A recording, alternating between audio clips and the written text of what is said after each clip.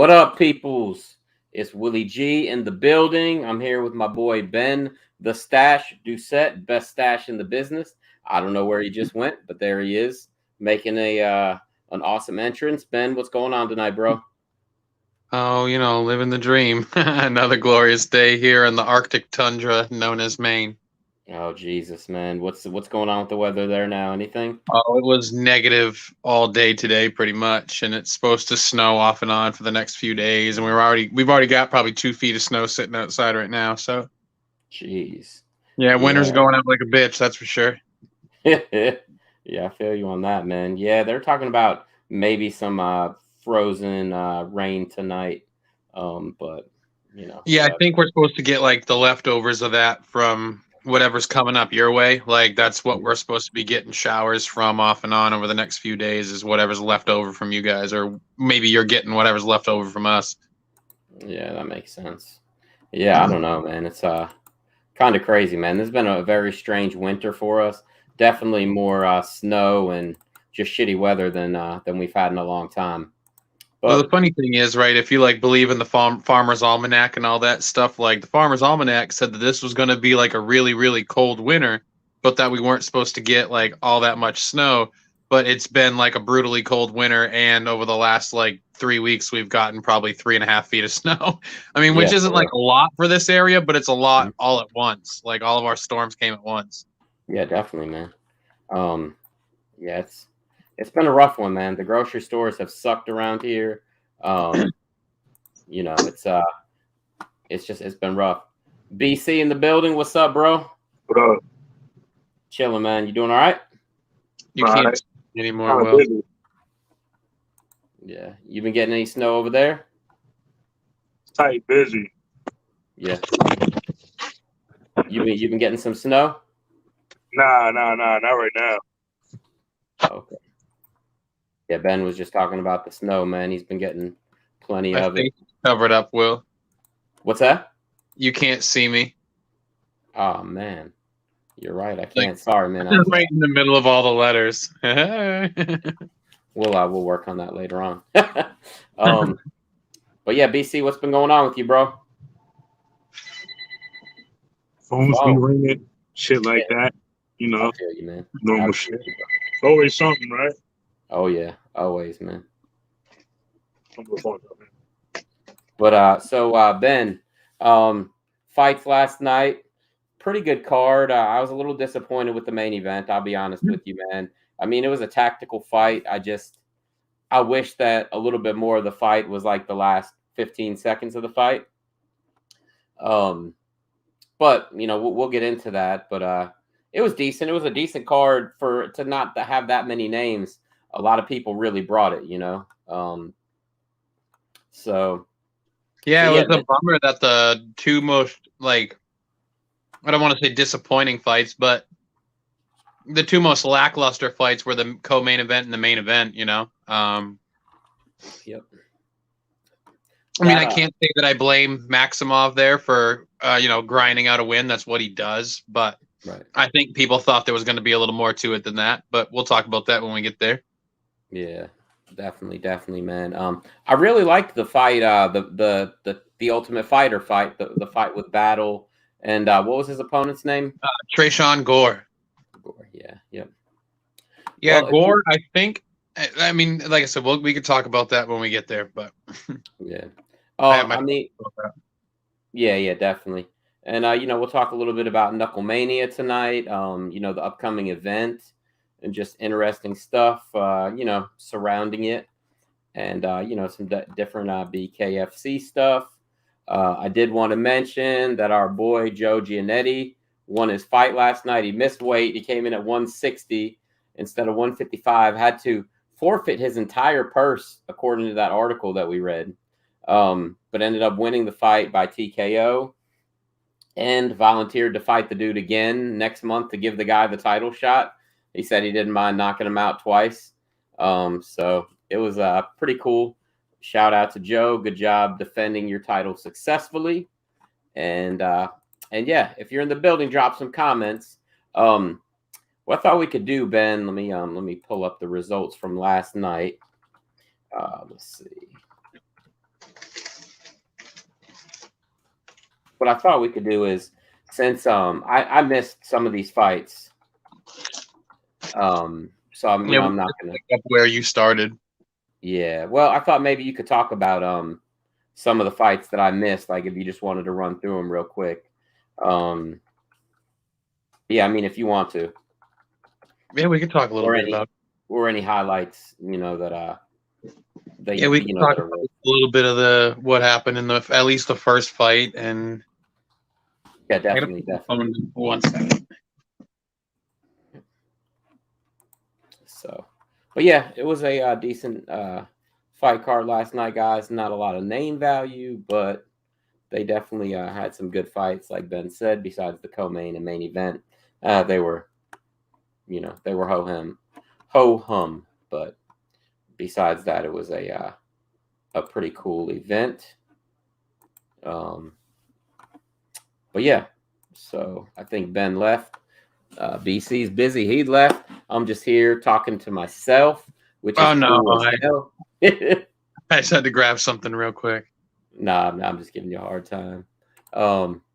There he is. I was at Monster Jam watching UFC on my phone. I saw that, Tim. I didn't know. I didn't know what it was at first, man. For like the first 30 seconds, there was nothing going on. I saw the track. I thought maybe it was like motocross. Then I saw the trucks and stuff like that, man. How was that? I've never been to one of those live. I've just seen it on TV, and it looks cool as hell.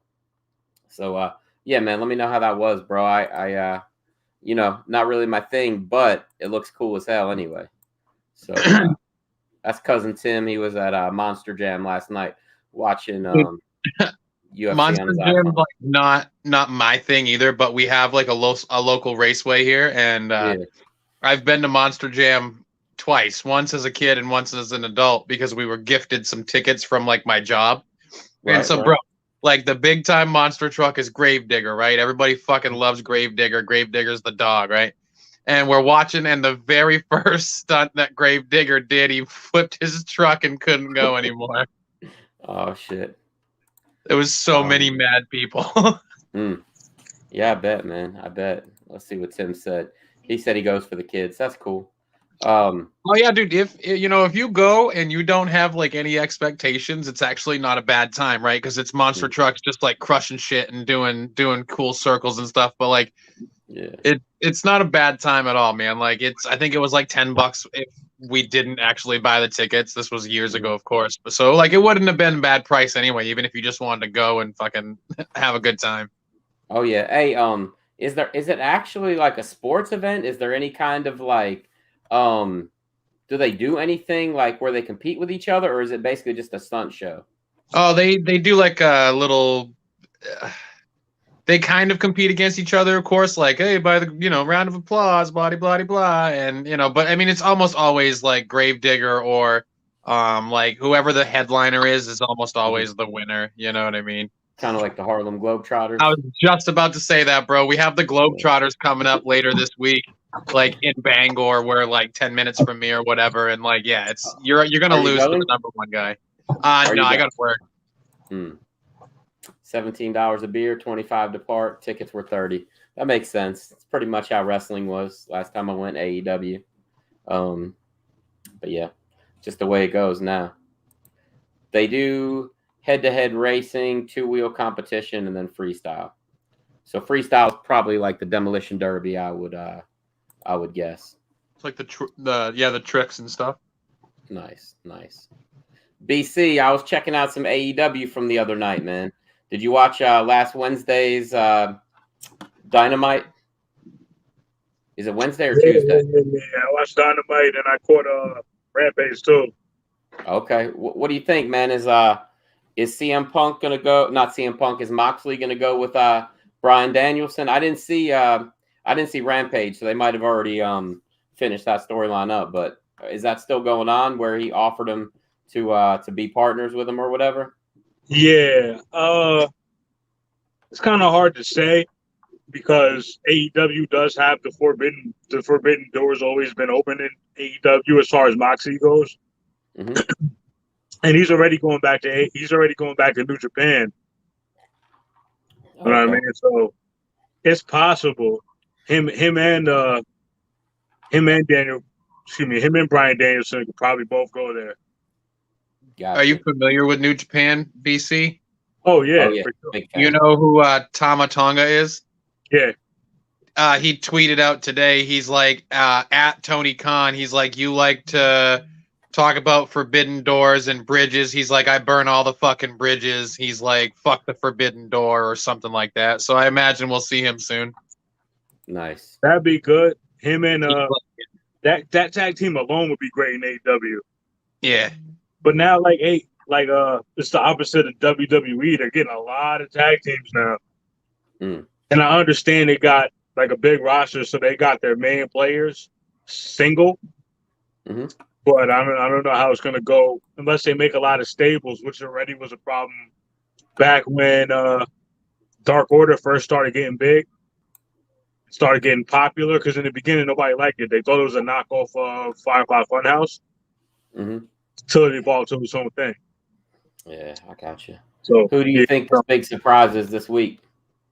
Huh? I see people saying Triple H, Shane McMahon. Who's the big surprise they're bringing in this week? I honestly don't know. I don't think it's either one of them for sure. If it ends up being Keith Lee, I'm going to be very let down. Nah, my guess is if it's Shane, I'm going to be pissed. What's your guess, Ben? My guess is Matt Cardona. Oh, okay. He was already there though. Why would that be? Because he was in AEW. Yeah. I didn't know that. I didn't know that either. He was there for a short while. Then he went to Impact. I know that he was in GCW. Nah, he was definitely in AEW. I didn't know he was either, but I am not an avid fan, so that's what's up. But yeah, let's get into this UFC card from last night. Did you watch it, BC? I didn't. Yeah, I didn't watch UFC last night. Oh yeah, and where the hell is Nico? Have you heard from him? Nah, not since earlier yesterday. The kid is missing in action, man. All right, let's see. Let's pull up this event.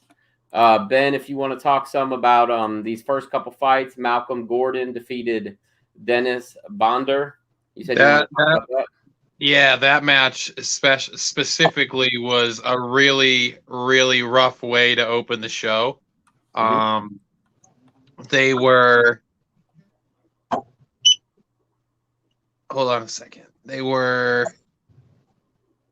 Okay, so I'm going to explain the whole situation because I like watching it didn't do enough justice. But so the two fighters clinched with Malcolm Gordon being the aggressor with one overhook. Gordon tried to drag the fight to the mat. Dennis Bondar resisted as the two moved towards the mat. In doing so, he put too much pressure on his planted arm and he snapped his elbow out of place. Oh Jesus! And the referee immediately stopped the fight, and Malcolm Gordon stood up to celebrate, and Dennis Bondar's elbow was literally the opposite way it should bend, it was bending inward, and it was a real nasty injury. Almost similar to Ray Phoenix, is that his name, from AEW, that did the same thing, landed on his arm through the table and fucking dislocated his elbow or whatever. Yeah, I'm pretty sure that was Ray Phoenix. Yeah, dude, it was really nasty. But who knows what kind of fight that would have been? But obviously, Malcolm Gordon picked up the win due to a TKO. Yeah, got you, man. I didn't even get to see that. I read just that it was an injury, but they didn't do it much justice. I didn't know it was all that. But yeah, I have to check that out, man. Gordon was too much of a step up. He did good in the scrambles, said, ending the Larry Liston. You know him, Ben? Mm-mm. No. Well, Larry, what's up, bro? Okay. Yeah, that's what it was. Was Gordon was obviously too strong in the clinch where they were, and he was throwing him to the ground. And instead of giving up the position and being tossed to the ground, he put his arm out, and it just, I don't remember what weight class they are, but that was a whole, two whole bodies landing on one arm. It was flyweight. Yeah, so yeah, you got 250 pounds landing right on on somebody's arm. You know what I mean? So right. Man, that sounds terrible. I don't even know if I want to go back and watch that fight now. But besides that, and just stop me if you hear any fights before we get to the main card. that you want to talk about. Philip Rowe defeated Jason Witt by TKO in the second round. Jalatin Almeida defeated Danilo Marquez by TKO in the first round. He beat his ass. And then Almeida immediately called out Shogun Hua afterwards, which I thought was a really weird call out. Like, I get it. I get what you're trying to do, but it's not going to work. I mean, it's not a win off Shogun Hua now is not the same as it was. Right. He's still a legend, and no disrespect on Shogun Hua's name at all, but I mean, what are you going to gain? I didn't even know Shogun was still fighting, honestly. I don't even know if he actually, I don't know if I never heard him retire, so I think he's probably got another fight on his contract, but like, I don't know. It just, like, I get what the kid was trying to do, but it's just, it was a really weird call out for me. Yeah, for sure. He lost to Paul Craig about, let's see, 16 months ago. Yeah. It was November of 2020 and hasn't done it. And that was, if I remember correctly, he fought Paul Craig and then fought Paul Craig immediately after. Right. It was a draw the first fight. Yeah, because Paul Craig fucking laid on his back for 3 rounds fishing for a triangle and never got it. So it was a draw. Got you. Then Shogun beat Antonio Ruggiero Nogueira. Yeah. And then came back and lost to Paul Craig. The worst, though, was when he got knocked out by Anthony Smith with the elbow. I don't know, man. Getting subbed out by Chael Sonnen is pretty bad, too. Oh, yeah, definitely. Larry said he felt like the matchmaking was a bit off in the prelims. I feel like that's a very true statement, Larry. Like these cards that are having a lot of these up-and-comers, Paul Felder mentioned it last night that we're going to see a few cards like this year that's mostly the up-and-coming guys. I feel like they will be fairly lopsided because some of those up-and-coming guys are ready for the big show right off, and some of them aren't for a few fights. So I guess you're probably just rolling the dice when it's prospect versus prospect. That makes sense. Next fight, Ben, it was the women's fight between Alexis Davis and Julija Stolarenko. Yeah, that one went about pretty much exactly like we said it would. We kind of talked about it briefly the other day. Alexis Davis used her octagon presence and her knowledge, and she just was better in every aspect of the fight. She just outworked her everywhere the fight went. Nice. Next fight, that better and savvy will get you far sometimes, you know. For sure. I figure Julija, like we said the other night, is probably on her way out the door. 3 in a row she's lost. She's never won in the UFC. She's 0-4 in the UFC because she had come up, lost, went back to Invicta, came back, and lost 3 in a row. So I doubt she'll get another fight, but you never know, man. Next fight, though, Chitty Bang. Chitty beat Marc-Andre Barriault in 16 seconds. It's my guy. I got to see that, man. I've got to see that, bro. What's up, bro? Is that Chili Willy in the building? What's going on, man? Yeah, man. Chitty, he looked good. He's a big guy. I kind of was surprised with how big he looked, even against Barrio, who's a big dude. His nickname's Power Bar, for Christ's sake. The dude's built like the Incredible Hulk. But what a story for Chitty, right? Like he's gone everywhere there was to go before the UFC. I don't know if you saw his press conference interview where he's like, I even got a real job until one day I just showed up at my real job and went, fuck this, and I quit and just went back to like being a full-time fighter. Nice. Good for him, man. That was really excellent to see. Oh yeah. I remember posting, like I was saying the other day when he beat Melvin Gillard. I remember posting, I was like, this dude is huge. And Melvin Gillard is like a pumped up lightweight. I was like, that was one big reason why he won that fight, no problem. And then his girlfriend came on the post and she's like, what are you talking about? Chitty did great. He's awesome. It was either his girlfriend or his wife. And I'm like, no, I'm not taking anything away from him. I was just saying Melvin needs to fight 155 pounders, not 170 and 185 pounder because he doesn't feel like cutting weight. I was like, not trying to take anything away from the guy. I'm actually a fan. I'm a fan, but it was just kind of funny, man. People get offended quick. And, like I said, I wasn't trying to insult the guy at all. I was just saying Melvin's just fat Melvin, You're a very offensive person. I know, man. I called Melvin fat, and the lady got mad at me. But I'm fat shaming Melvin Gillard, who, holy shit, Ben, did you see Brandon Lambert put on like all the bare knuckle things that we want? Yeah. You think saw maybe that. Brandon Lambert just wants to fight him so he might get a win? I think old Brandon is pushing for a fight with Jack, but Jack. That's another topic for another day. Yeah, definitely. I just thought maybe he was trying to get Melvin Gillard back in there because he could beat him. Well, I think their weight classes would be pretty far apart. I don't think Melvin's making 145 anytime soon. No, definitely. What the fuck was that? I don't want to talk about whatever that was, bro. Let's just keep moving on. The screen, I saw it. I was like, yeah. Are there bats in my house? What the fuck is going on? I'm gonna have to watch the replay on that one later on. But all right. So next up we had Hakeem Dawadu. Did I say that right then? Yep. Okay, versus Michael Trizano. Yep. So we got a unanimous decision, one of the few unanimous decisions of the night. We'll talk about that here in a minute. 30-27 across the board. And then we had John Castaneda versus Miles Johns. Technical submission, arm triangle choke. Miles was one of the few on the undercard that I actually knew pretty well. I'm surprised that he lost this fight, but was he an underdog?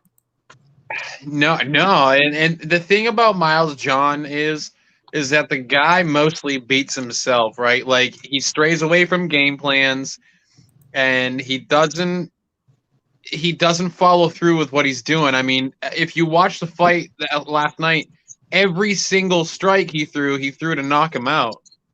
And by the time that the first round was over, he had nothing left. And Sexy Mexi, that's the guy that fought him, right? Yeah, his corner told him he's got nothing left, and then he choked him unconscious.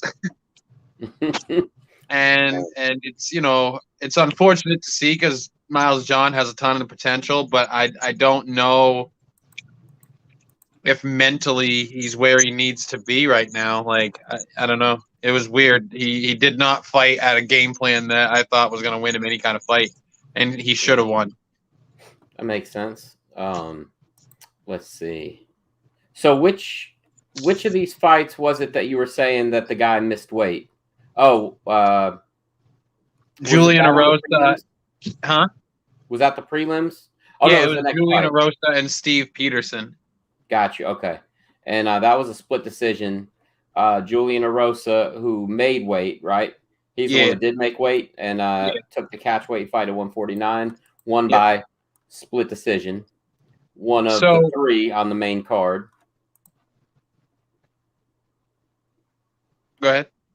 No, I'm listening. I was just saying one of three on the main card. Larry Liston said that was a setup fight for Miles, and he failed though. Yep, that's exactly true. So Julian Rosa, a weird little statistic or trivia for you about Julian Rosa. He's the first fighter in UFC history to be on the Ultimate Fighter, the Contender Series, and be a COVID late replacement. This was his third tenure with the UFC. And he basically got this fight with Steven Peterson by baiting him on Instagram and talking shit on Instagram and sliding into Steven Peterson's DMs, calling him a pussy and starting beef online. I mean, and then I don't know if you saw the press conference at the end. He's like, I knew how tough this guy was. I knew this was going to be a really good fight. I have nothing but respect for him, but I knew if I got inside his head like that they'd book this fight or whatever.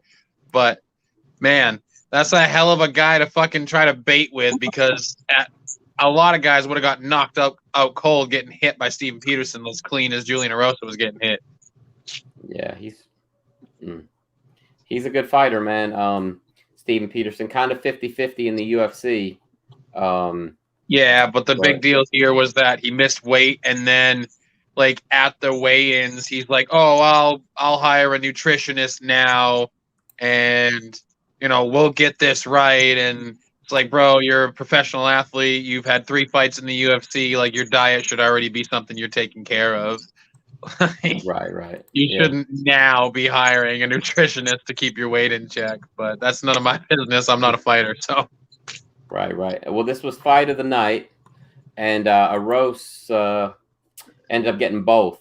Julian Rosa ended up getting both bonuses because Steven Peterson missed weight. So he banked $100,000 on top of whatever he got for the fight. So kudos to him, man. Pretty awesome. The next fight, see, this is what gets me, right, Ben? The next fight, Brian Battle versus Tresean Gore.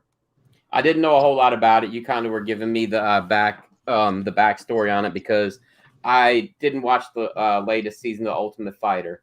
So it was the Brian Ortega versus Alexander Volkanovski season, right? Yeah, and Brian Battle was the last pick overall too, and ended up winning the show. Yeah, and he was like he had made the finale, and then Tresean Gore had also made the finale. So that was the originally scheduled finale, and then whoever Battle fought in the actual finale was a replacement for Gore. So like Battle had won the Ultimate Fighter trophy, but this was the real like fight that happened Saturday night for the actual like. This was the one that the fans were supposed to get. Right. And he that's why he had the trophy out there with him, huh? Yeah, because this was, that was him. He knew he had already won, but this was like the official, like, okay, dude, you did win. Like, you beat the guy that was, projected to be better than you. And he won.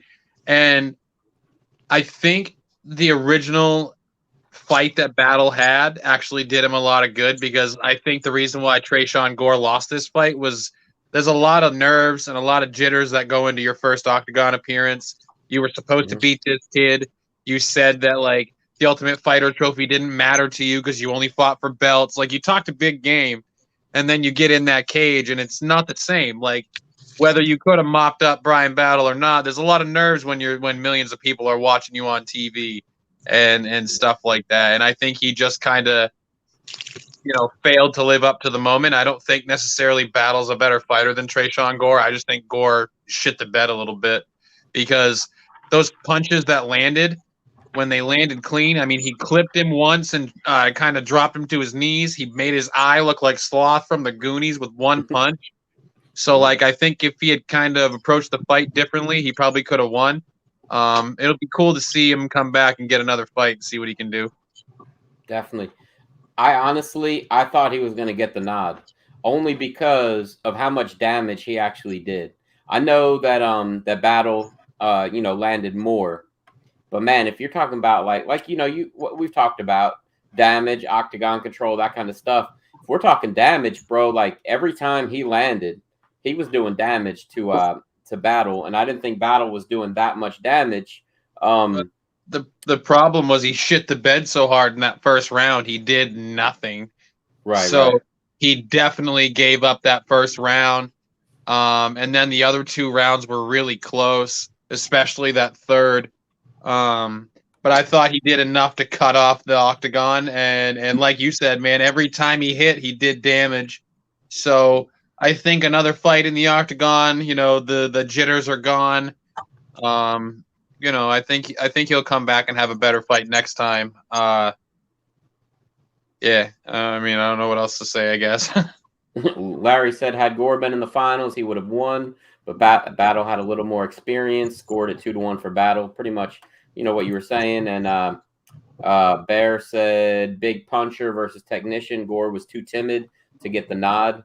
I definitely think that he gassed Gore, because in that third round he definitely slowed down some. But like I said, I just it was close. and on an event where you had so many split decisions, and this is the unanimous decision, I thought this was a closer fight than the main event. That, that's kind of like crazy to me, but it's all good. It was a good fight. I liked it. Maybe give it a couple years and we can see that rematch, because I think that those two, are both pretty good. Next fight was Brendan Allen versus Smiling Sam Alvey. I did not see Sam getting choked out in this fight. That was pretty surprising to me. But he pretty much got TKO'd and then choked out. I mean, he got hit pretty damn hard, wouldn't you say? By a middleweight at that. Yeah. No offense to Brendan Allen, but he even said, like, I'm going back to 185 as soon as his fight's over. He got TKO'd pretty much by a middleweight. Yeah, for sure. So here's a piece of trivia for you. Sam Alvey became just the second fighter in UFC history to be winless in 8 straight fights. Do you know who the other fighter is? BJ Penn? That's right. Nice. I didn't know that either. I was guessing. They have the exact same record too, bro. 0 wins, 7 losses, 1 draw. Oh, Jesus. I remember when Sam Alvey was knocking people out like it was his job, man. It's kind of sad to see him go down that path. Man, no, like I said, I'm not a professional fighter by any standard, but the sport evolved, and I don't know if he just didn't follow it or not, because these guys got bigger, faster, stronger, and he just kind of stayed the same. I mean, Jesus, man, he's a warrior, though. He's a warrior. That guy had some great fights. How the heck does he have wins over Rashad Evans and Nate Marquardt and then go on a run like this? That's just horrible. He's one of those guys that benefited from a run against guys on their way out. Yeah.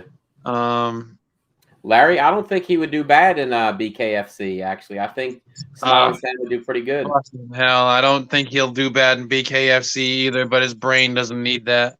No, it doesn't, but he hits hard, man. I mean, I think he could put some people to sleep. I think if he does anything that isn't retiring, I think maybe PFL. Okay. I can see that. I they're think just coming back with that. The 07-1, I don't even think Bellator will touch that. No, probably not. But, we'll see what happens. If he goes to BKFC, I will predict he'll be a heavyweight. He won't go there around 205 like he is now. I think he'll stop cutting weight and fight some heavyweights. But anyway, I'm still here. Just give me 1 second. Oh, yeah, that's cool, man. The next fight was Shavkat Rakhmonov. There you go. Versus Carlston Harris. And Shavkat got the KO with the spinning hook kick and punches. Freaking nasty, man. That was really, really thrown with some bad intentions. I felt like he should have gotten a bonus for that, for a performance bonus, but I don't think he did, right? Yeah, I don't think he did. No, he did. He did. He did. Okay. No, wait a second. I'm wrong. Sorry. Chitty got the performance bonus. Right. Oh yeah. Okay. I mean, that makes sense, but this was pretty nasty, as well. That spinning kick was nasty, man. I mean, that's career highlight. The best, man. The highlight of that was the interpreter trying to hijack the friggin' interview. I didn't even see that interview. I had so much stuff going on. I was watching the fights, interviews. I didn't even catch one interview except for Sean Strickland after the main event. So Bisping asks his question, and the interpreter asks the question in Kazakhstani, and he answers the question, and then the translator in that language answers the question, and Bisping's like, "Nah, bro, in English." He's like, we can't hear. We don't know what you're saying. Come on." And the guy's like, "Oh, my bad." That's funny. Hey, actually, he did get a performance bonus. Bisping gets back to the desk, and he's like, "Guys, trying to hijack my interview." He's like, "What the hell?" Him and Chitty both did get performance of the night. I thought I read that he did that. What's his name? What's his first name? Shavkat. Shavkat, yeah. Yeah, I thought that I read that he got the bonus, but I wouldn't have been surprised if he didn't. I mean, yeah. Yeah, with an interpreter like that, fuck that guy, right? Well, just because the UFC like sometimes doesn't always give the awards that you know they should. Yeah. Hey, he's somebody to watch, man. Undefeated. You know, he's finished everybody he's fought in the UFC so far, 3 in a row. And you said you missed his interview. He said he originally wanted to take him down, but when the guy stuffed the takedown or whatever, he's like, oh, I guess I'll knock him out. And he knocked him out. Holy shit, Ben. He's 15-0 with 15 finishes. Yeah, he's got 100% success rate. Yeah. He, like I said, dude, he said he was going to take him down, but he's like, I couldn't get him down, so I just knocked him out instead. Like, bro, what the fuck? That's the other fight that I saw him in. He choked out Cowboy Oliveira. Yeah. Okay. I couldn't remember. Wasn't that the fight where he was choked? No, that was, never mind. That was a different one. I was going to say, wasn't that the one where he was getting choked out and his blood started coming out of his nose because he was squeezing so hard? Oh, God, that's nasty. Hey, Bear said he would like to see Shavkat versus Khamzat. Man, you gotta leave guys like that away from each other until it's like for a title shot or something. I mean, that's a fight that would be worth watching, absolutely. But it would take one of them being champion for that to happen, I think. Yeah. I think after Khamzat beats Kamaru Usman, then maybe we'll see it, man. Shut up. Get out of here. We're not talking about that. Oh man. But yeah, so then we got the co-main event, which was Nick Maximov versus Punjale Soriano. And it was a split decision win for Nick Maximov. I'm not sure exactly why this was the co-main event, Ben. I mean, neither of them have that big of a name. I think that the fight before, I think Shavkat should have been the co-main event. But, you know, this was a decent fight, pretty good. I hate all these split decisions, though, Ben. Drives me crazy, man. You know, it makes me feel like the judges aren't watching the same fight. You know? Yeah, very weird. And the problem was, like,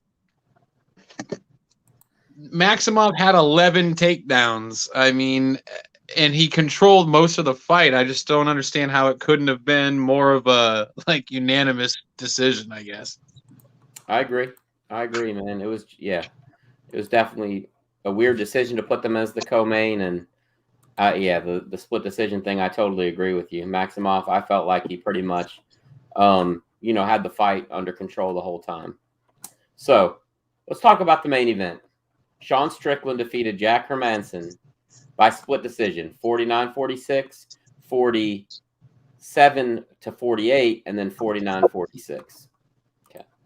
So everybody's pissed today. What's wrong? Just questionable. Yeah. So this is and I knew that we were going to talk about this as far as the scorecards go. And here's just a little bit of the action. Sean Strickland won the fight. Regardless, I picked Jack Hermansen to win the fight. Jack Hermansen lost. But I'm not as mad about the scorecards as other people are. And I'm going to tell you why. Because the judges, yes, one of the judges picked Hermansen as the winner. But when I put this up here, Ben, and you'll see what I'm talking about, every round, okay, so the first round, 2 judges had Hermansen winning, right? The second round, both judges, all the judges had Strickland winning. The third round, 2 judges had Hermansen winning, and 1 picked Strickland. So that's really not that bad at judging right now because you do have 2-1 for 1 and 3. The fourth round, everybody gave it to Strickland. The fifth round is the one that is under question, in my opinion. And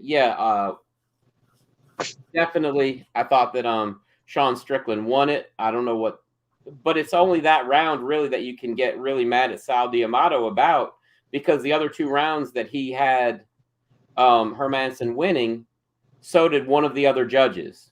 Do you know what I'm saying? The 5th round, I understand it's not even debatable, but the other 2 rounds, it's not like he was out of left field, like I said, because at least 2 of the judges picked the 2 rounds that Hermansen ended up winning on different scorecards. The 5th round, yeah, okay, we can not even debate the 5th round. Hermansen, he just, man, did you notice how after the 1st round he just looked shot, and and Strickland just was like, Michael Bisping said, he's like, is he breathing? About Strickland, because he looked so fresh. He was like, is he even breathing right now? Like, that was insane to me, man. He puts on a pace, huh?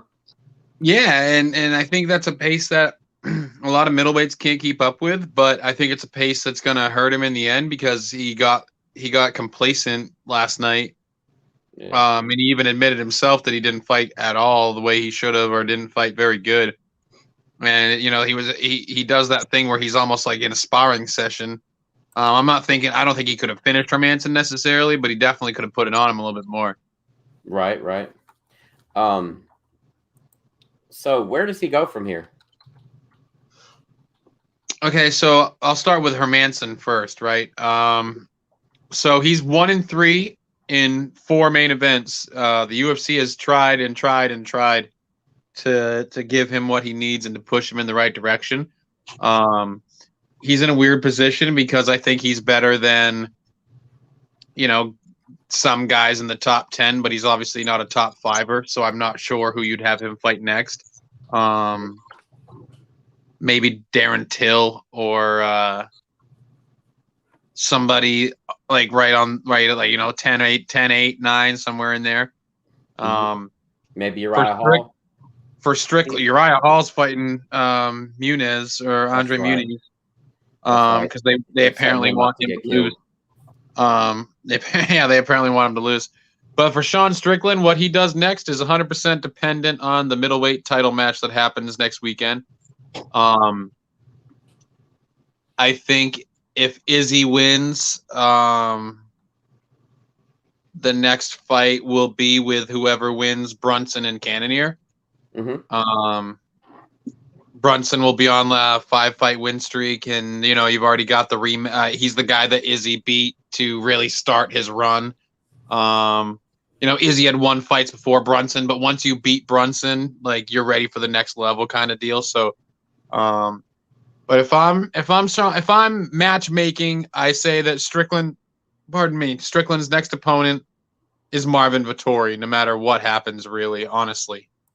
I think it'll be a great fight. I think both guys put in fucking crazy paces, just in different ways. Yeah. And they're both nuts, dude. They're both crazy. The lead up to that fight will be awesome.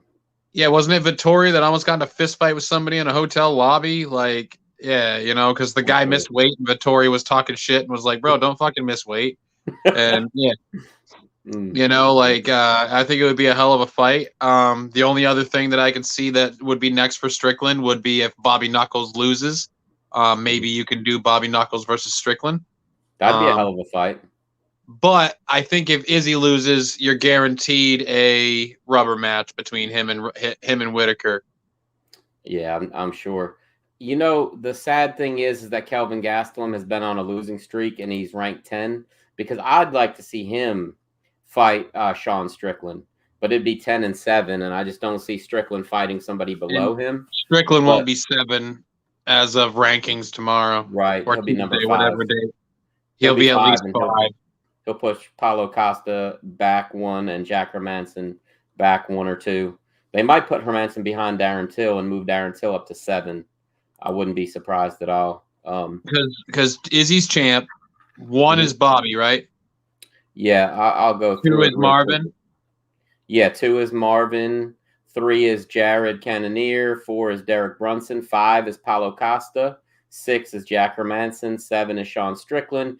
8 is Darren Till. 9 is Uriah Hall. 10 is Kelvin Gastelum.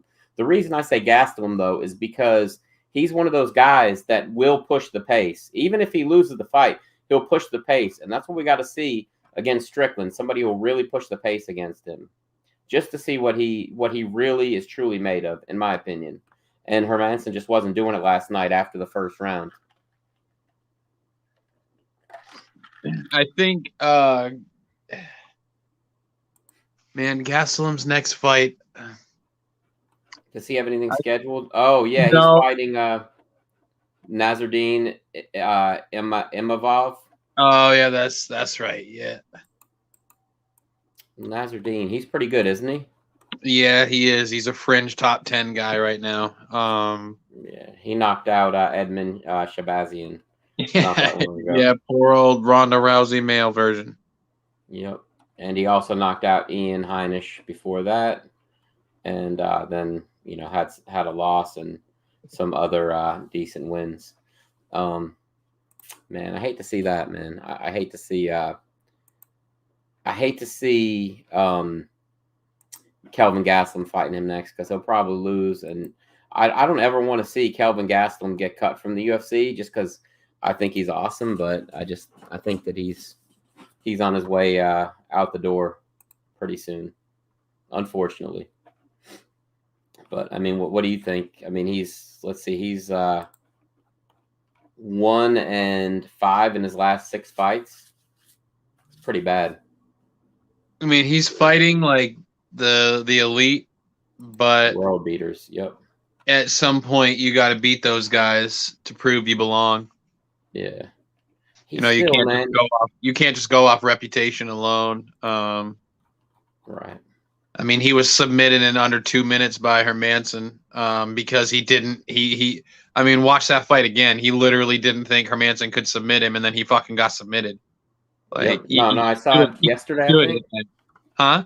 Yeah, I think I watched it yesterday or the other day. Whenever the free fights come up, it was Friday. You know, they do free fights on YouTube. Yeah. They threw that fight up, of course, and yeah, man. Yeah, I wish he would have just like gotten his shit together and went to welterweight, man. I think he's so much better at welterweight. When he was on the Ultimate Fighter, who did he fight on the Ultimate Fighter? Did he fight Usman on the Ultimate Fighter? Uriah Hall. Oh, Uriah Hall. Okay, and that was the finals. Let me look real quick. Yeah. The finals was Gastelum versus Hall, and he won by split decision. Okay. Yeah, because Hall was supposed to murder him because he was killing everybody. You know what I mean? Yep. And then, I mean, it was a good fight, but Gastelum just, his grappling and his wrestling was too much. Yeah. Man, that is so crazy, bro. Holy shit. That one fight against Woodley when he came in at 180. I mean, what the fuck was he thinking? He could just get his weight on. You know what he needs to do? He needs to go start training with Henry Cejudo. Aren't they buddies? I think they are. He needs to go start training there, man. Henry Cejudo will get him back in shape, get him down to 170, help him win a fight or two. Henry's the man right now, bro. And speaking of Henry, so did you see that Shell Sonnen said that Henry's back in the USADA pool, and now Henry said, no, that's bullshit. I'm not. Really? Isn't this supposed to be public record? I don't really know how to figure that stuff out, but if I could, I would definitely look. But yeah. I thought I read an article that it was Henry's manager that said that he was back in the USADA pool. Yeah, Henry says it's bullshit. He might just be lying. I mean, maybe he thinks he's going to surprise and just show up one day and jump out and say, surprise, I got to fight. I mean, it's just weird. Because like every time Brock got back into the testing pool, everybody knew it. You know what I mean? Mm-hmm. So, I don't know, man. But yeah, Hermansen definitely, I could see him in a nice pay-per-view co-main event after this fight. And, yeah. What you think he could be fight if it's not Bobby Knuckles? You think maybe he'll fight the loser of Cannonier versus Brunson? Strickland? Yeah. Maybe. I feel like Vittori. Well, I feel like the loser of Cannonier and Brunson will fight Paulo Costa. Okay, yeah. And like you said, Strickland will probably fight Vittori, which is fucking awesome. I'm happy with that. I mean, not that I want Derek Brunson to lose, but Jared Cannonier and Paulo Costa, if it hasn't happened already, I don't think it has, would be a hell of a fight. So, right, that would be a hell of a fight. So besides that, Benjamin, we have some other stuff to talk about. Let's see what we got here. Oh, okay. So Knucklemania, that's coming up in 2 weeks. It's the 18th. So that's, let's see, a week from next Saturday. Yeah, so 13 days from today, right? No, 12 days from today. So, okay, so it's a Friday night. That makes sense. The main event, Mike Perry versus Julian Lane. Let me bang, bro. Which way you leaning early? Early, I guess. Like, without looking into it or digging too deep, Mike Perry. Yeah. Okay. Hey, Larry, hang tight for about 2 minutes. I know Ben will probably have some thoughts on the upcoming ONE FC card. I think that's the one.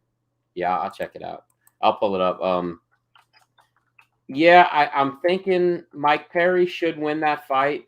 But, man, it seems like a lot of these guys from the UFC and just, from MMA in general, when they first get in bare knuckle, man, it's kind of like a culture shock to them. It's just different than exactly, I think, what they thought it was going to be. So that being said, I do think Mike Perry is going to win, but I would not be shocked if he gets knocked out. Just my 2 cents. But well, I don't think he'd get knocked out if he lost. I think it would be one of those things because Mike Perry is obviously. What? I do. I think one of these guys is going to sleep. Oh, I think Julian Lane will get knocked out, right? I just feel like Mike Perry consistently across his career, even when he was a boxer, has fought a lot of really talented guys. And I think Mike Perry's just one of those dudes that, he has this insane ability to take a punch, especially to deal a punch. That's like his thing. And man, he hits like a truck with 4-ounce gloves on. I can only imagine what he hits like with no gloves on. Hey, that's true, man. That's true. The only thing I will say about Julian Lane is I think that he's more athletic than Mike Perry, but I definitely think Mike Perry hits harder. I just think Julian Lane, he's just, like I said, a little more athletic. I think he's a better athlete, but like you said, it's a culture shock thing too. Like you get hit with a bare hand by the bare hand, it's different than wearing gloves. So. For sure. So let's see what else we got. Besides that, Christine Faria is fighting Britton Hart. I'll go ahead and tell you, I think Christine is going to finish that fight. She beat her last time in the second round. I think the doctor stopped it. It was a doctor stoppage because of Britton bleeding everywhere. I think Britton's a pretty good boxer. Like straight up boxing, I think she's pretty good, but I don't think that she has what it takes to beat somebody like Christine. I think Christine, seriously, and like I say this with complete honesty, I think she's pretty much their cyborg of that women's division in BKFC. I mean, she goes out there and she fucking scraps like her life depends on it. She's not the most technical, in my opinion. I just think that she's like a monster, man. And I think that it's going to take a lot for somebody to beat her. Only one person is beating her. Helen Peralta. Shout out to Helen Peralta. Hey, she's going to be on The Ultimate Fighter. That's insane. We've got 2 interviews with her. Shout out to Helen Peralta, 2-time Fight God interviewee. Yeah, we love her, man. Taking the next 6 weeks off social media to be on The Ultimate Fighter. Yep. Shout out, Helen. We love you. We will be rooting for you. And we think of how crazy this is for her. She's getting to train with either Juliana Pena or Amanda Nunes. God, I hope it's Amanda Nunes because that's her hero. She told, remember, did she told us that on the show, right? You remember? Yep. Yeah. God, could you imagine if she's on the opposite team as Juliana Pena? That will break her heart. That would be terrible. I'd hate to see that. But man, you remember we were talking about it, and you said you thought that she'd probably fight for the Invicta title after another win or so. And I said, if she got another win or so, we'd probably see her on the prelims. We were both wrong. She's going to The Ultimate Fighter. Oh, no, I think that's a great path for her. I think that's a good choice for her. definitely. Actually, I said if she got another win or two, we'd see her on the Contender Series. That's what I said. So, yeah, I like this though better for her, definitely. So awesome and stuff. She deserves it, man. She deserves it. Yeah, absolutely. So, I mean, who are you leaning towards early on that Britain Hart and Christine? Misfit for sure. Yeah, she's a badass, bro. I think she could beat up a lot of the dudes. Yeah, bro, she can kick my ass and your ass at the same time, bro. Together, she'd be smacking the shit out of us. Besides that, the main event is Luis Palomino, the 155-pound champ, versus Martin Brown. I don't see Luis losing his title. He's pretty damn good. Saw him fight Dat Nguyen not that long ago. He's good, man. He's not bad at all. Isn't he the guy that had like 3 absolute insane wars with Justin Gaethje back when PFL was World Series of Fighting? Oh, that's the same dude. I didn't know that. I always see these guys. He's a badass. Yeah, I always see these guys in BKFC, and I'm like, oh, I know that guy, but I have no idea where I know him from. That I think you're absolutely right, man. And now I feel dumb because I didn't recognize him from that arena. I forget sometimes that a lot of these guys did come from UFC. But yeah, he fought Justin Gaethje twice. Okay. Yeah. So look at hold on. While we're on Luis Palomino, all right. So he's fought former Ultimate Fighter winner Jonathan Brookins, Jorge Masvidal, Eve Edwards, Darren Cruikshank, Pat Curran, Charles Crazy Horse Bennett, Efrain Escudero, another Ultimate Fighter winner. Escudero, yeah. Justin Gaethje twice, and both times were for the belt, for the lightweight title in World Series of Fighting. Shaman Marias, Brian Foster. The guys fought some really, really good dudes in MMA. Not to mention, of course, his bare knuckle record, which is 5-0. He beat Elvin Brito, who's a champion of his own right now. He beat Jim Allers, or Jim Allers, I guess you'd say. So, and he beat Dat Nguyen. And Tyler Goodjohn. He's pretty badass, man. Yeah, he's badass. Yeah, I wouldn't mess with him. I think I might fight him before Christine, but I wouldn't really want to fight him either. But Ben, Larry was asking about Bad Blood, which let's see, that is this week, the 11th, 1FC. Let's see, the bantamweight world titles on the line between Bibiano Fernandez and John Lineker. I know we know John Lineker. Do you know anything about Bibiano Fernandez? Bibiano Fernandez is probably one of the greatest bantamweights of all time. The guy's another one of those belt collectors. He's won belts everywhere he's gone. Sorry, it's going to get dark for a minute. I had to walk through my house. You're good, man. But Fernandez is a real-time, real-deal badass. So you think he'll beat John Lineker? This is going to be a hell of a fight. John Lineker is tough as nails, and he has some of the most insane power for the lower weight classes. Yeah. But I'd be lying if I said that I missed that. What did you say? You'd be lying if you said what? I don't know. I cut out. My internet's being shitty, but I'd be lying if I said that I didn't think Fernandez was going to win. Right. The guy's just a notch above. He's really, really, really, really good. Yeah. All right. What about this is the interim heavyweight world championship? Kirill Grishenko versus Anatoly Malikin. Do you know those guys? Sorry, my dog locked herself in her kennel, so I had to go let my dog out of her kennel. Oh, it's all good. Say that again. Those two fighters, the interim heavyweight world title. I'm not a 1FC guy, guys. Just so you know, I've watched like 2 or 3 events when it was on TNT. But it's Anatoly Malikin versus Kirill Grishenko. Oh yeah, that'll be a hell of a fight too. Interim Anatoly, he's tough. But Grishkin, I believe he's the one that beat Brandon Vera when Vera was dominating over there in ONE FC. The heavyweights I'm not super familiar with. I'm mostly familiar with the lighter weight classes over in ONE FC.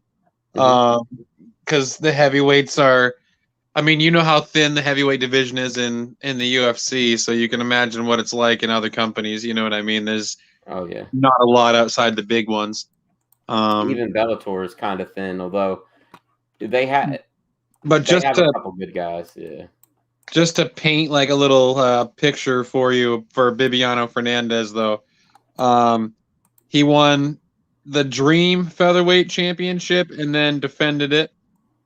And then he decided to go to Bantamweight and won the Dream Bantamweight Championship.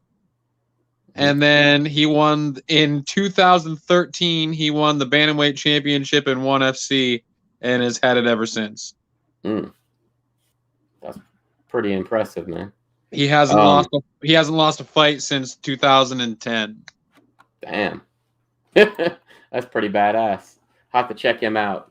Sorry. He lost in 2018 by split decision, but still, he's lost one fight and then immediately got his title back after he lost it by split decision. Immediately came back and won it. So he's lost 2 fights in 8 years, and he's the man. Anyway, Bibiano Fernandez, fucking via whatever he wants over John Lineker, I think. So you're going with Fernandez and Grushenko? Yes. Okay, cool. There you go, Larry. Grushenko and Bibiano. So there you go on that one. Let's see. Where were we? Okay, finished up that. All right, so Ben, all of a sudden, seriously, we came up with our own theory about them putting the brands back together. Now, all of a sudden, these different websites are saying it. We were the first ones to say it, that it had to happen, and this is how it'll happen. Now, all of a sudden, it's like a news story, which is kind of insane that they're going to put the brands back together at WrestleMania, and that's how it's going to go down, Brock and Roman Reigns. So much so that Brock is the favorite to win the Elimination Chamber now. Did you know that? Yeah. He is. I'm going to tell you the odds. Brock is plus 100. Bobby Lashley's plus 150. Seth Rollins is plus 250. AJ Styles plus 600. Riddle plus 700. And Austin Theory plus 2,500. That's pretty insane. So he's Austin Theory is actually the biggest underdog of the night, which makes me laugh because I would love to see him actually take the belt, but you know, my boy. Madcap Moss versus Drew McIntyre. Drew is a minus 600. Madcap comes back at plus 350. Obviously, he's going to beat Madcap, and then the Corbin and Drew McIntyre match will probably happen at WrestleMania. I mean, he's just more of a lackey than anything.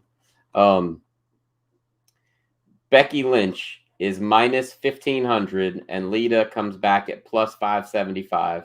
No surprise there. The Usos, minus 300. Viking Raiders come back at plus 200. I think they should be bigger favorites. I don't think there's any way in the world the Viking Raiders are taking those titles off the Usos. Not in Saudi Arabia, anyway. Nah, and when the Usos lose the titles, it's got to be somebody good. It can't be like a ho-hum, 50-50 booking tag team. It's got to be some badasses. Kind of like when, who was it? Stone Cold and Mick Foley won the tag titles. They're going to have to do something like that where it's like two headliners that don't even want to wrestle with each other. You know what I mean? Or something along those lines. I don't see it just being some random tag team like the fucking Viking Raiders experience, whatever.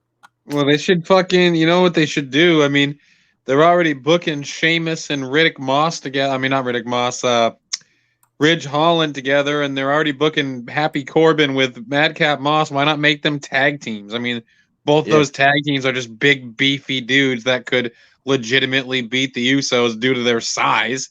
Like, right. Come on, man. You're splitting up Happy Corbin and Madcap Moss to feud with Drew McIntyre for the second show, even though you just wrote Drew off. Like, it doesn't make sense. Why are you drawing this out? Like, give us the end already. Give us Corbin versus McIntyre, and it's not like people are knocking down the door for it, but just end the feud. Yeah, just finish it up. I totally agree. Did you see that now that Big E is back on SmackDown and they're just putting the New Day back together? Him and Kofi are pretty much now just going to be a tag team. Yeah, I heard they were thinking about a heel run to end it. To end what? New Day. Like before New Day? Yeah, before it's like done for good, they wanted another heel run. Okay, hey, I can see it, man. I like that. And then the last match for the odds, Roman Reigns is minus 1250. Goldberg comes back at plus 550. I'm surprised it's not the other way. I'm surprised people aren't. I mean, if anybody would fuck this up that bad, it would be WWE, and they'll give Goldberg a fucking title reign. I don't think they will. I think me and you jumped the gun. So after, okay, hear me out, Ben. At the Royal Rumble, Roman Reigns comes out and costs Brock the title. Now, Brock goes the Elimination Chamber, and I think he's going to win the title. And then he comes out and makes sure that Roman keeps the title so that he gets the title shot at WrestleMania and fucks Goldberg up. I really think that's the way to go with this. I mean, yeah. You keep Goldberg strong, you keep Roman strong, but, he gets kind of fucked over in the long run, and that could piss him off more than Brock losing the title because of Roman, Brock having to help him keep the title. You know what I mean? I think that's the way I would go with it. Shit, and whatever. Goldberg, he shouldn't. I mean, whatever. Goldberg's cool, and people are pissed off about it. But Ben, like you pointed out last week, it is Saudi Arabia, the same people that asked for like Yokozuna, the Ultimate Warrior, and Andre the Giant like 3 or 4 years ago, and all three of them have been deceased for years. You know what I mean? Like, they're all about nostalgia. I mean, that's just the way it is. Unfortunately. I mean, they wanted Hulk Hogan to come over there and wrestle. WWE wouldn't let him. They brought Shawn Michaels. What was the tag match that they put him in over there? You remember that? A couple years ago, they put Shawn Michaels in a tag match in Saudi Arabia. Yeah, against the Brothers of Destruction. There you go. Yeah, because they wanted Shawn. It was DX, yeah. Yeah, they wanted Shawn Michaels so bad. They put him in a damn match, and the guy shouldn't even been back in the ring. Whatever. It was one of the matches that any of the four of them have ever had. One of the worst, is that what you said? Yeah, not like that any of them across any of their careers. It was one of the worst matches ever. Oh, for sure. I'm wondering what they're going to do with Edge over there. I wonder if they have him fight some kind of legend because he's a legend, or they just have him job The Miz again. I wouldn't be shocked. But right now, those are all the matches that are booked. The Elimination Chamber match, Becky versus Lita, the Usos versus the Viking Raiders, Roman versus Goldberg, and Drew versus Madcap Moss. Do we see a women's Elimination Chamber added or no? No. No. Do we see any other Elimination Chamber added? No. If they did another Elimination Chamber, it would be the Intercontinental one. No. Maybe the U.S. title. Neither one of them are doing it. Neither one of those titles are ever being done anything with, so it'd be hard to say. Yeah. What about, like they did the other year, the women's tag team titles? Remember they did that? I don't think that they're going to put Charlotte in any kind of a match that people know that she's not losing the belt before she fights Ronda. Right. Which drives me crazy. There's no point in doing a title match with her in it. So, yeah. No, I was saying the women's tag team titles, but because right now, what is Carmelo and Zelina? But they'd have to throw together, 4 other tag teams. They just have to put them together real quick, right? Or 5 other tag teams because they're 4 pods. They just have to make up some tag teams because there's literally no tag teams right now. No. They broke up the one tag team they had, which was Nikki and Rhea. But yeah.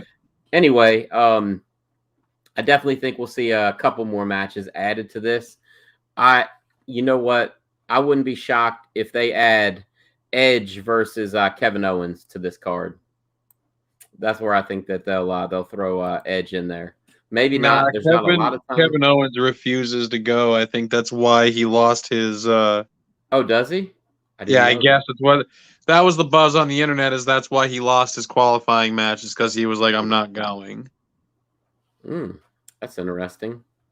But man, maybe it's part of his contract that he has like certain dates that he can refuse to do or some shit. I don't know. Because not that I don't know. I don't know if it's like it's like he's against Saudi Arabia or if he just doesn't want to make that trip. I mean, after they got stuck in the airplane and all that stuff, I can't really blame him.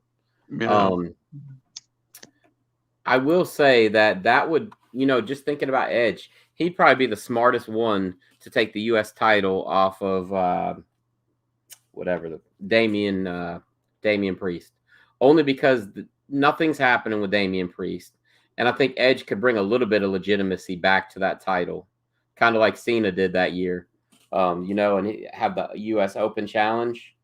Because man, those mid card titles are a joke now, man. They're having a rough time. But yeah, what you got, man? I couldn't even tell you the last time he defended the title. It's been a while. But anything else you wanted to cover before we take it to the house, bro? I don't think so, man. Nothing that we can't talk about on Wednesday. We can do like a little UFC preview and a little Elimination Chamber preview. But for sure, man. Yeah, we hey, I'm not going to say what it is, but Ben and I have been working on a special project, and when we could tell you guys, it's pretty fucking awesome. And we will be on different formats of media coming up. So that'll be pretty cool. We'll keep you guys abreast in that situation. I said abreast, Ben. Abreast. Anyway, for my co-host, Ben, this is Will. We are the Fight Gods, and we will see you Wednesday night at about 10 o'clock. Take care, guys.